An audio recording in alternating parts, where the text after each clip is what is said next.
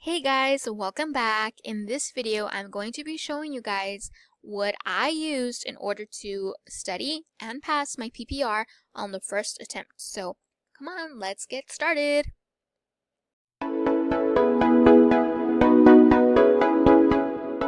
Okay, so I really hope you guys can hear me through this mic and that I don't have to record all of this all over again. But let's get started. First things first. What did I use to study and pass my PPR exam? I'll tell you, it was 240 tutoring. Now, 240 tutoring is a bit on the pricey side, for me at least. It's $25 through the help of my university. What I suggest is, if you are an education major and they have not recommended that you guys use 240 tutoring, like maybe they just haven't mentioned it to you guys, or maybe you just don't know where to study or what to study, or maybe you just want some practice, you're just doing your certification on the side, I suggest using 240. If you are in university studying to be an education major, I recommend 240, but I recommend that you go to the people in my university.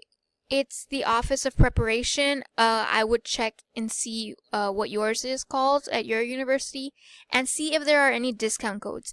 In my case, my university offers, I believe it's 50% off of 240. So I believe when you go to sign up for 240, let me see here. We are going to take this one because we are in Texas. Hey y'all, in case you didn't know, I'm from Texas. Yeah, access study guides for $49.99 a month. That's crazy expensive for me, at least. Being a college student, that's expensive. So go to your university and ask if there are any discount codes. At our university, they give us 50% off, so we pay $25 a month, and it's a continuous thing, so they'll charge you $25 for every month. And yeah. So let me show you how and what I studied. So as you can see here, there are many exams that you can study for. All of these. I studied the 292 EC3, early childhood, and that was in the spring around April, May, I believe. That's what I used. As you can obviously tell, I did not get far. I only got to 18% of the study guides they provided in the quizzes. But thank the Lord, the universe, and whoever was by my side, an angel, whoever it was, because I have this chain, this little cross chain, and let me tell you, throughout the entire test, I was like this. I was like, oh God, please God, please God, please God, please God. And hey, I passed, so it worked. But in all honesty, because I didn't use 240 that much for my 292, I honestly believe that because I had just taken those courses for like the 292 exam, or I had just gotten all that information and it was still kind of like fresh in my head, because I took this exam during the semester, my spring semester, so it helped. That helped. But even though for the 292 I didn't use 240 as much, I still recommend it because I was unprepared completely for the PPR, because at my university everything's a mess. Shout out them, everything's a mess. And they tell us one thing and then they tell us another. I really hope that's not the case for anybody who's watching this video. And if you are in my class, girl, because we're all girls, girl, you know that it's a mess. They tell us one thing, then they tell us another. They tell us to sign up for one exam, then no, don't sign up for it yet. You need to take this class first. And wait, no, it's a whole thing. And this semester, during the summer, we had to take 2 summer courses.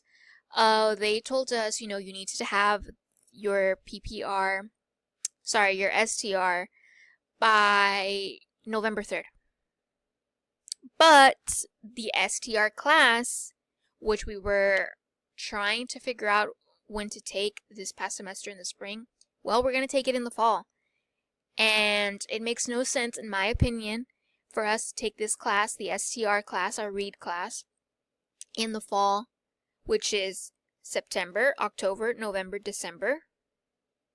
When the exam, we have to have it done and passed by November 3rd. Doesn't make any sense. In 2 months, we're expected to get everything together and know everything about the STR and to pass and take that exam. And it's overwhelming because obviously we're going to have assignments, we're going to have projects, we're going to have to go do our observation hours. It's a lot. But this is literally crunch time. Apart from all of the major assignments we're going to have to do this semester, well, it is what it is, We can't do much about it. As much as we cry and fuss and hate and this and that, like, there's not much we can do except just get it done. So, same for the PPR. We had to get it done by August. Before August, I believe. Or by August. I took mine August 8th. Thank God I passed it. I was so nervous. I spent about 2 weeks maybe. Because once summer classes ended, I had a month of summer classes, which was from June to July, the month. I took a week off. All I could think about during that week was studying. I was like, you need to relax, get your mind off school for a little bit, just for a little bit, not too much, and then get back on it. I took that week off and I was like, I just need to study. It was in the back of my head, just be like, study, you're not studying, you're not going to pass. So yeah, it was a lot. Then for about the 2 or 3 weeks that were left before, or leading up to my exam, I studied. Honestly, I probably studied for 2 weeks. Every single day. From when I woke up, which was not early, until about, being honest, being real, I probably studied from about 11 to 2 or 3 p.m. 11, 12, 1, 2. Take an hour away for lunch. Maybe 30 minutes. So 3.5 hours, right? 3.5 hours that I studied. So this is what I used to study, like I was mentioning, 240. Like I said, check with your schools, see if they offer discounts. When I first started at my university, I don't know if this is all over Texas. It probably is, but I'm not sure. But in Texas, at least in my university, for education majors, they make us do something called certified teacher. Oh, I hate certified teacher. Certified teacher can go rot. We all hate it. It's a stressful thing. It's similar to 240, but in all honesty, in my opinion, I way, way, way much prefer 240. Why? Certified teacher, the same thing as I'll show you in a bit. With 240 and certified teacher, you have to take a diagnostic exam, kind of. I guess that's what it's called. You take an exam and it'll show you, okay, you're really good in this domain or this competency. You need help in this competency, whatever.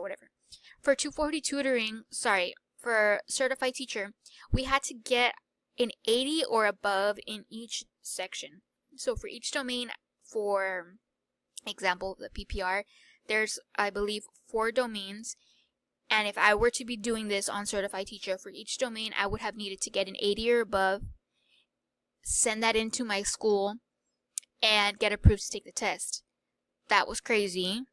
It is crazy because I did it. I had to do the PPR certified teacher during the semester, along with assignments, along with studying 240, and then preparing for actually mentally preparing, besides studying, physically, mentally preparing for the test. And it was a lot. I hated it. Truthfully, I hate certified teacher. I don't like it. I'm going to show you why I like 240. So let me get started. So as you can see here, I've already done all of my content and flashcards. Not all of the quizzes are taken because and I will try and show you the exam or the practice exam that it gives you here.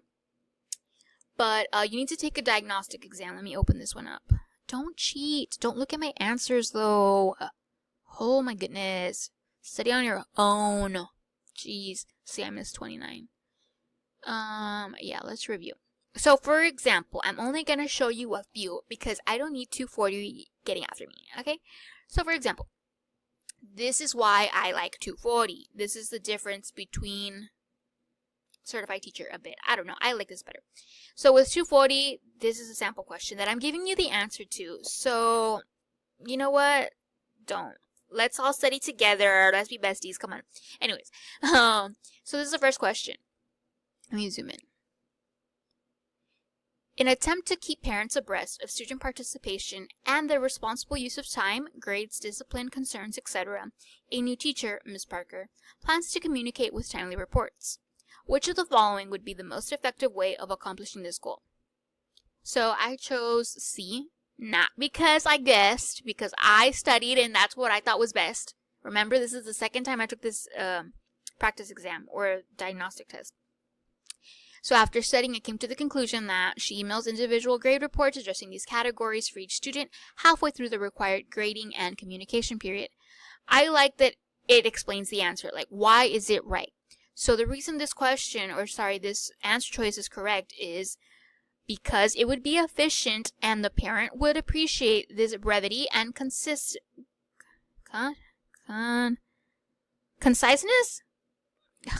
Sorry, I'm not a teacher yet. Do not come after me. I don't know every word. It would also help if the teacher wrote something positive in the report at least once or twice during your grading period. So that's what I liked. Unlike certified teacher, I know it does explain it to me, but I don't know what it is. 240, I think it's the way that they give you the material. Because if you guys have used certified teacher, you know that you don't necessarily study. It just gives you a bunch of questions, like the one I'm showing now, and you answer it. And it tells you, yes, it does tell you why you got it right and why you got it wrong, but it doesn't give you, it doesn't go in depth. And me, I need that. I need to understand why you're telling me. I don't want to just answer a question and memorize the answer so that when I take the test again, like it does on certified teacher, I already memorized that, you know what, the answer is she emails individual, whatever. Like, no, tell me why it's right and explain to me, give you background as to why it's right. You know what I mean? So let me see if I can find one that was wrong. Let me see. Okay, so this is an example of one that I got wrong. So the question says, let me zoom in. Maria, an English language learner. English language learners, ESL, ELL, all of that is on your PPR. You need to know the beginning, intermediate, advanced, and advanced high. You need to have that, get it stuck in your head. And I'll show you the way I kind of sort of memorized it. Okay? So this question says, Maria, an English language learner, tells the teacher she is concerned the class will not understand her presentation because of her inability to pronounce words perfectly. Which of the following would be the most appropriate recommendation for the teacher to make? So I chose have Maria use images rather than notes so she can provide the class with a visual representation of the topic. Now, as you'll see in the notes, it does at times tell you for beginning or beginner, and I believe intermediate as well, for them to use images to convey, or for us to provide images for them to convey what they're trying, like a message, right? But as it says here, having Maria write out the notes that indicate the correct punctuation of the words would be the best option because it indicates the correct punctuation and would help her maintain composure and clearly convey the words. Now, I already passed my PPR. I don't need to worry about this, right? But I'm a little confused. So, you know what? I'll show you what I do. So, we're going to come over here. We're going to go to ChatGPT. Okay, now that we're on ChatGPT, let's read the question one more time. Maria, an English language learner, tells the teacher she is concerned the class will not understand her presentation because of her inability to pronounce words perfectly. Which of the following would be the most appropriate recommendation for the teacher to make? So this is what you're going to do. You're going to come to the question, which of the following, you're going to, give me a second. We're going to copy or Control C and paste it or Control V. Okay, let's leave that there. Which of the following would be the most appropriate recommendation for the teacher to make? Okay, so then what we're going to do is change the question a bit. Why would the following be the most appropriate recommendation for a teacher to make if an ELL, English language learner, student is concerned, let's just copy this, the class will not be able to understand her presentation because of her inability to pronounce words perfectly. So Control C, come back over here to ChatGPT, Control V. Okay, so then now we have on chat, why would the following be the most appropriate recommendation for a teacher to make if an ELL student is concerned the class will not understand her presentation because of her inability to pronounce words perfectly? So then we're going to copy our answer, highlight it, Control C, and then Control V. Okay, let's see. Let's see what chat tells us. So right away, we have an answer right away. And it also goes into depth. So here's the thing. Okay, right? Let's close this. So we asked chat, why would the following be the most appropriate recommendation for a teacher to make if an ELL student is concerned the class will not understand her presentation because of her inability to pronounce words perfectly? Which is, have Maria write out notes that indicate the correct pronunciation of the words. So we want to know the why. So chat is going to tell us why. So it gives us about 5 bullet points, right? So this is what it says. The recommendation is appropriate because it directly addresses Maria's concerns, pronunciation, without discouraging her from participating. Here's why. It'll help build her confidence, it'll support oral language development, encourages independence, keeps the focus on the content, affirms effort, not perfection, and then it even gives you a summary. I know I didn't read all of them, but it tells you a summary. In short, the recommendation is appropriate because it is practical, empowering, and supportive of language growth while helping Maria feel more confident about sharing her work with her classmates. That's what it says on chat, right? Over here on 240 it says, this is the best option as notes with indicators of the correct punctuation will help her maintain composure and clearly convey the words. So you come to the explanation that 240 gives you, you look at the one that chat gives you, and you start making connections and you go, well, you know what? Help maintain her composure. Empowering. It'll empower Maria, yes. And help her clearly convey the words. It'll give her support of language growth. It's practical. It's empowering, right? But you know what? You're like, what? I'm confused. So then this is what you're going to do. You're going to ask chat to simplify this. So the first one from our first question was, it builds confidence, right? You're like, okay, I guess. So then when we simplify it, it says helps her feel confident. Over here on top it says builds confidence. By writing pronunciation notes, Maria has a tool she can rely on while presenting, which helps reduce anxiety and about being misunderstood. Over here in the simplified version says helps her feel confident. Notes show her how to say words. She worries less. Simple, easy, straight to the point. I understand it. Boom, I get it. Okay, Maria, you've got this, right? Okay, let's look at the next one. On the top it says supports oral language development. Actively thinking about how words sound and marking them down reinforces phonemic awareness and correct punctuation over time. And I'm like, okay, yeah, for sure, totally.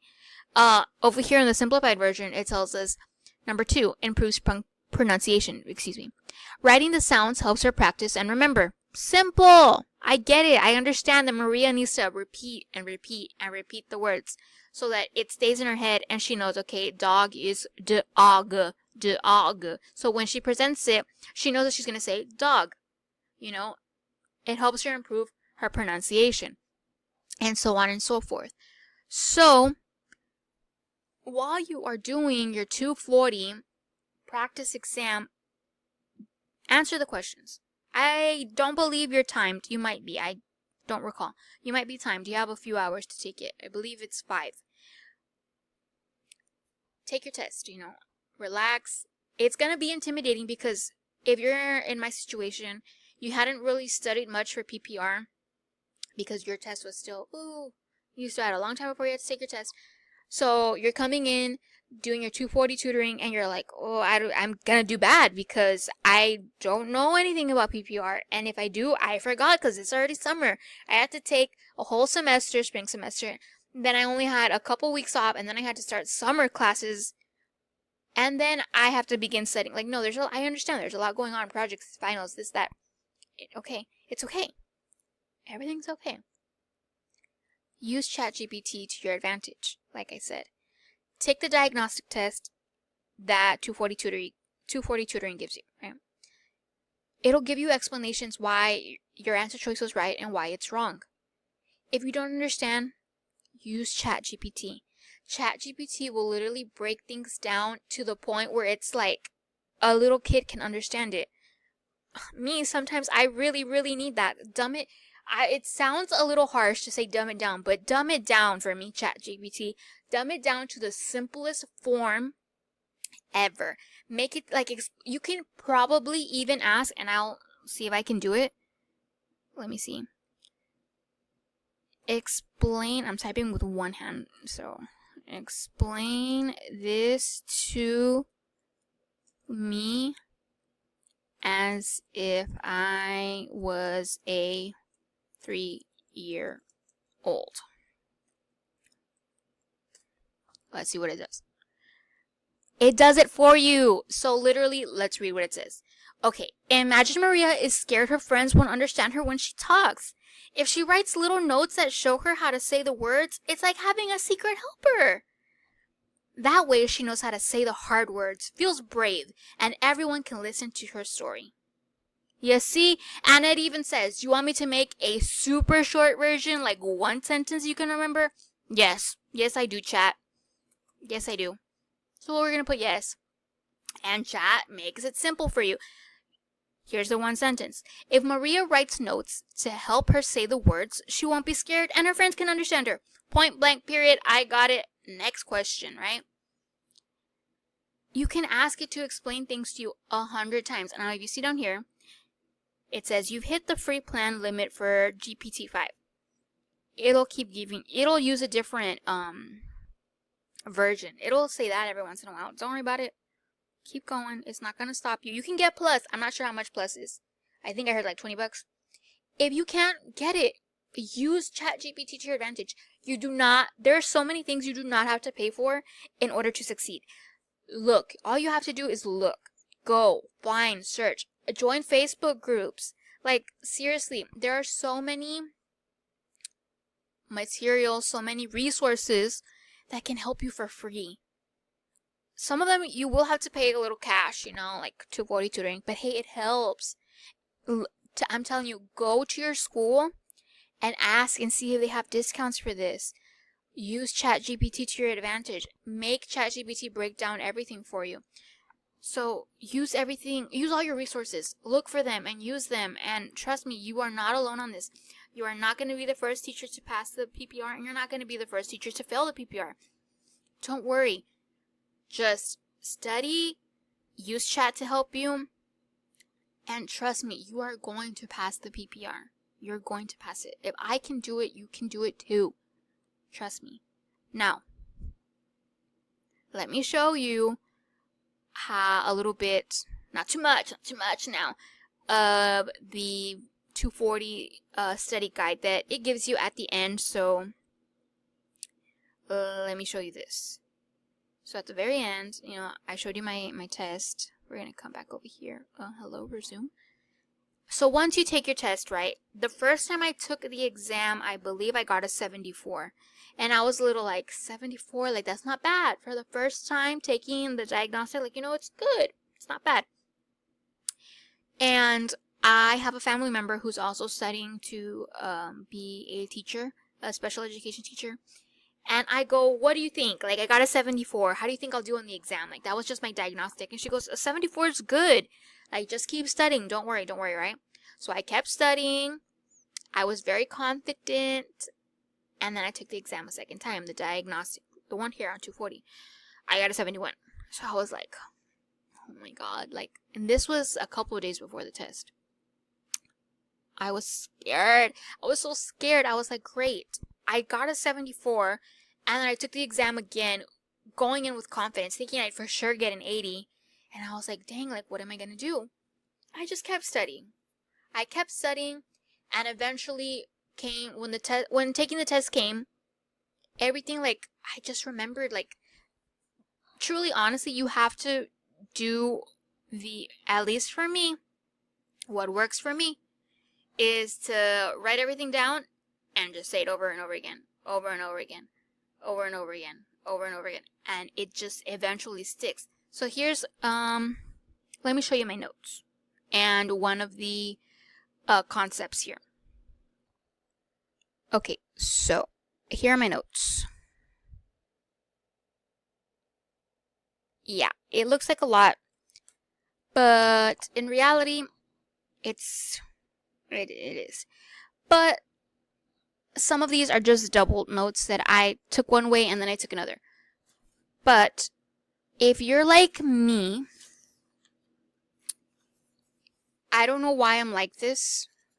I don't think it's very efficient. I'm sure I'm positive there are other ways to take notes.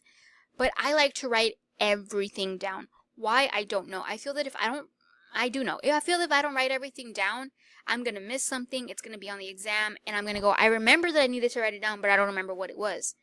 So I always write everything down. And I like the examples that are on this specific sheet. So we're going to go to that section here on 240. So human development. Cognitive development. So here we are. So obviously, or not obviously, because maybe some of you do not know. For cognitive development, we have sensory motor, which is birth to 2 years old, pre-operational, 2 to 7 years old, concrete operational, first grade to adolescence, formal operational, 12 to adulthood, right? So it has a bunch of stuff here. Obviously, I read it and I took it down. I wrote it down. But what I also did was I went to chat. I went to chat and I told chat, like I said, simplify this. Give me examples.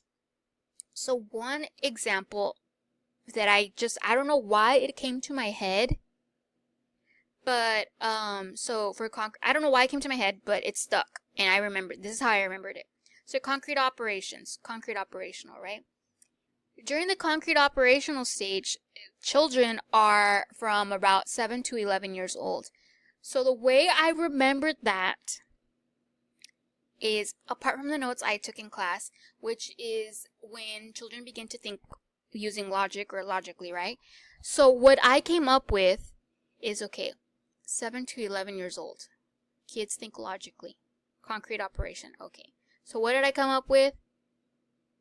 I think logically on the concrete at 7-Eleven.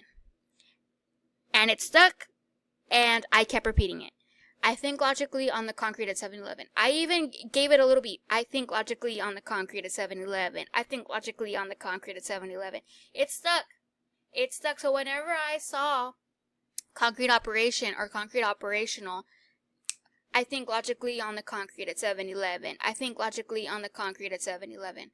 Logically. I think logically, logical thought. 7-Eleven, the gas station, that just so happens to be the age that the kids are. Concrete, the concrete that's outside, the pavement that's outside of the gas station. It just stuck. I think logically on the concrete at 7-Eleven. So whenever I see concrete operation, concrete operational, that's what plays in my head. That's what goes in my head. And I remember, oh yeah, 7-11-year-old kids begin to think logically during the concrete operational stage. It stuck. Use it. I didn't ask chat for that. It's just, it came into my head. I'm like, 7-Eleven. I'm like, there's a 7-Eleven by my house. Concrete. Like, literally concrete. I think logically on the concrete at the 7-Eleven. You know, it just made sense to me. Use whatever helps. This is your exam. You're the one taking it. No one is going to be there with you. Use whatever helps you. If you want to make a little beat, do it, because it's going to help. It's going to help because you're going to be taking the test and you're going to be like, Right. Logically, 7-Eleven, 7-Eleven, logically, concrete, 7-Eleven years old, concrete operational. Like, it'll just click. The way I did it was I kept repeating it and repeating it and repeating it. I kept repeating it because that's just what works for me.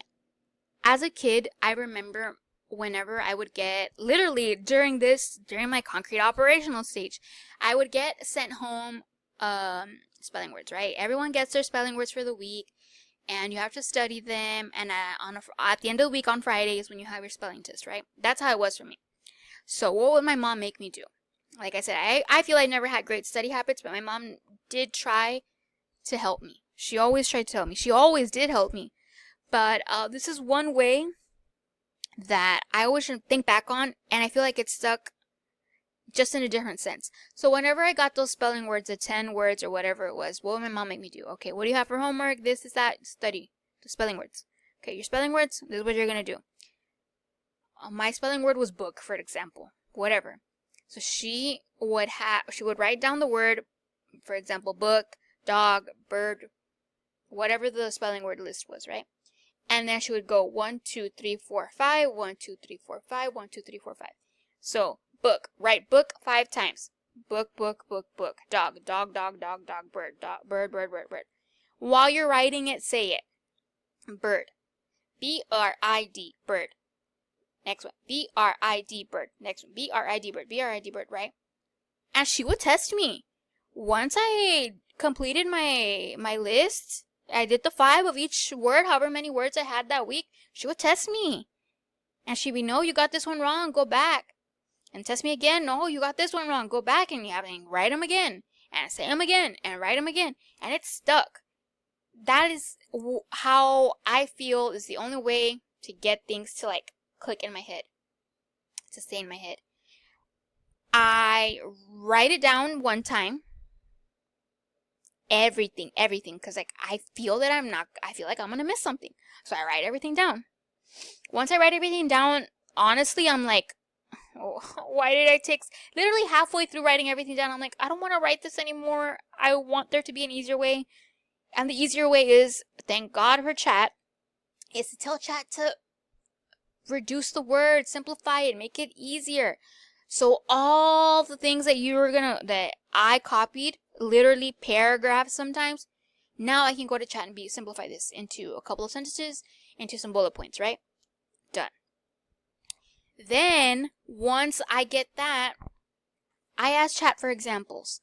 So, for example, your space. Like I mentioned in the previous video, for example, the pre-operational stage, which is right before concrete, which is 2 to 7 years old. So pre-operational stage. Here I have for the pre-operational stage is a child is thinking egocentrically. They can only see things from their point of view. They have a hard time understanding life from any perspective other than their own. They're very me, myself, and I, right? I'm like, okay, I guess it makes sense. But then I asked chat to give me an example. So it says, don't use logic to combine or separate ideas, right? So during this time, they don't think logically yet. So apart from the me, myself, and I, they can't separate ideas. So for example, I have it here, I'll show you. See, let me get a close up. If I were to show a child at this stage, the pre-operational stage, 2 to 7 years old, this example of 5 pennies, either spread out and then close together, they just don't understand that it's the same amount of pennies. I hope you can see the example right up here. So the 5 spread out pennies and the pennies that are close together, they'll think that the pennies that are spread out are way more than the ones that are put together. Why? Like I wrote in my example, longer equals more, shorter equals less. They think that because the pennies are spread out and they make a longer line than the pennies that are closer together, that the longer line means that there's more pennies because the line looks longer, as opposed to the shorter one because they're put together, they're closer together, it looks like there's less. So then, okay, I got that example of ChatGPT, but I'm like, you know what? I need another example. So here's the example that Chat gave me. It was something along the lines of a ball of Play-Doh. This is how I wrote it down. If I were to squish a ball of clay, we can use this as an example. If I have a ball of clay, they will think that if I spread it out, I have more clay, because this is not all of this. It's not as long. They think it's less. So that was one of the examples that helped me think, like, okay, it's like the pennies. If I have the ball, I think it's less, because if I spread out the Play-Doh, it looks like a lot because it's all over the place. If the pennies are spread out, they look longer. They think there's more, as opposed to if I put them closer together. So that helped me realize that kids do not, that those examples helped me understand that kids throughout this age, 2 to 7 years old, do not understand logic. They don't have that ability to put things back together. They don't have the ability to think backwards, as in put the pennies together. That means, okay, 1, 2, 3, 4, 5, there's still 5. And if I separate them, there's still 1, 2, 3, 4, 5. They don't understand that. They don't understand that this ball is the same as this piece of material. They don't get it. They just don't get it at that point yet, at that age yet. Not until they get to the 7-11 stage, which is concrete operational. So use ChatGPT. Ask Chat, give me an example of the pre-operational stage. And you know what? Let's do it. Give me an example of the pre-operational stage. So here goes. Here's an example of pre-operational stage. Ages 2 to 7 in Piaget's theory. Age 4, a 4-year-old sees a tall, skinny glass of juice and a short, wide glass with the same amount of juice. The child says the tall glass has more juice because it looks higher. This shows the pre-operational stage because children focus on appearance. The small ball versus when it's extended out, or the 5 pennies close together as opposed to them being spread out. Instead of logic, the same amount of liquid. I don't know if they have ever shown this example to you guys in your class. Can't remember what the course was, but they showed us this, and I didn't understand it then. I was just like I got it. I was like, okay, but I don't know. I felt like I could have used another example. Like I said, I need things explained to me more than once, with different visuals, different examples. So this penny example helped. And now, because I understand this penny example, I understand the juice example even clearer. And then I understand the Play-Doh example that it gave me. But you know what? Give me another example, ChatGPT. Give me a simpler example. Boom. Okay, here's a simple one. A little kid, this is for also pre-operational, because they are me, myself, and I at this stage. They think it's all about me. If I can't see you, you can't see me, right? So here's another example. A little kid covers their eyes and says, "You can't see me." That's the pre-operational stage because the child thinks if they can't see you, you can't see me. And you know what? Let's say I don't get it. Explain. Enter. Sure, let's break it down. When kids are in the pre-operational stage, around 2 to 7 years old, they don't use adult logic yet. They can't think backwards. They think mostly about what they see and how things look. So if a child covers their eyes and says, "You can't see me," they believe it's true. Why? Because it's from their point of view. If they can't see you, you must not be able to see them either. They can't think, "Oh wait, just because I can't see them doesn't mean they can't see me. I can't see anything, so that means everyone can't see anything. Because it's me, myself, and I." This shows that in this stage, kids think about the world only from their own perspective. We call this egocentrism. And then it says, you want an example with toys? Just put yes. And it's going to give you another example. Use chat to explain everything to you. Like, I swear by ChatGPT, it helps. Use it. And you're going to see that you're going to pass your PPR exam. Tell chat to give you examples. literally tell chat to dumb it down for you. Don't be embarrassed. Like, I do that all the time. Tell chat, put this in simpler terms. Simplify it again and simplify it again. I always tell chat to simplify. Do it. Because it's going to help you. And in the end, you're going to pass your PPR exam. Or any exam. Take your notes and tell chat, hey, simplify this. Put this into bullets. Give me examples. I don't get the example. Give me another example. Simplify this example. Give me an easier example. You want a little challenge? Give me a harder example. Compare it to the simple example it gave you, and see if you can make the connection. Be like, oh, that makes sense. Do that. Use ChatGPT. Trust me, it'll help you. It will help you. Now, before I finish this video, I want to say that studying is difficult. It's always going to be boring and difficult. Of course, you can find ways to make it fun. Heck, ask chat fun ways for you to study, do it. But if you're in a situation like I am, there is rarely a quiet moment in my house. If you live in a Mexican household, you know that there is always noise. It's a miracle that right now there's no noise. It's a miracle. A professor once told us, me and my class, that they do not recommend that we study in our rooms because that's where we go to relax. And once we stay there or we enter our rooms, we're going to be in that mindset, you know what, I want to lay down. I want to relax. Find the motivation to, you know what, set TikTok aside, because TikTok is going to, well, hopefully TikTok will be there once you're done, because, anyways. But everything will be there. TikTok is not going to go away, hopefully. X is not going to go away. YouTube is not going to go away. Like, it'll be there. And even then, give yourself breaks. Study for 30 minutes, give yourself a 5-minute break. Study for another 30 minutes, give yourself another 5-minute break. Study for a few hours, give yourself an hour break. Find what works for you. I found that studying for a few hours, giving myself about 30 minutes for a quick snack, a quick social media break, a quick little cleaning break, like, to get distracted, and then, okay, boom, right back in. Once you go back in, take a look at your notes. Be like, okay, what was the last thing I wrote? Okay, you know what? I don't get it. Let me ask chat. I get it now. Boom, on to the next one.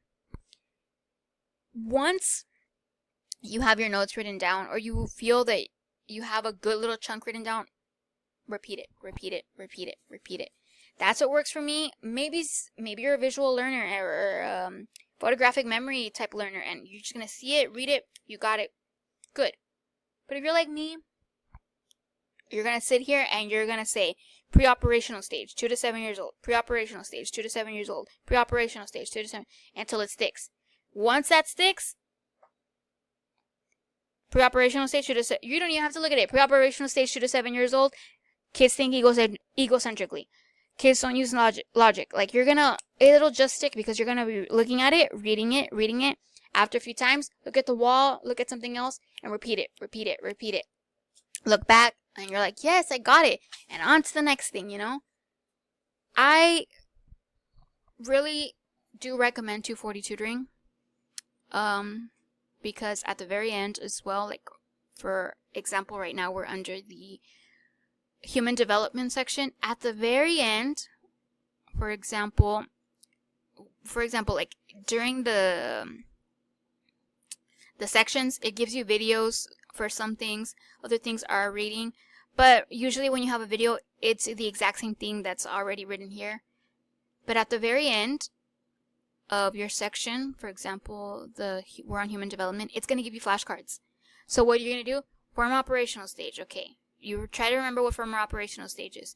So you can either follow what's on here, get your notes. So former operational, which is our last stage. Do I remember it off the bat? No, I don't. OMG. Let's go to the next one.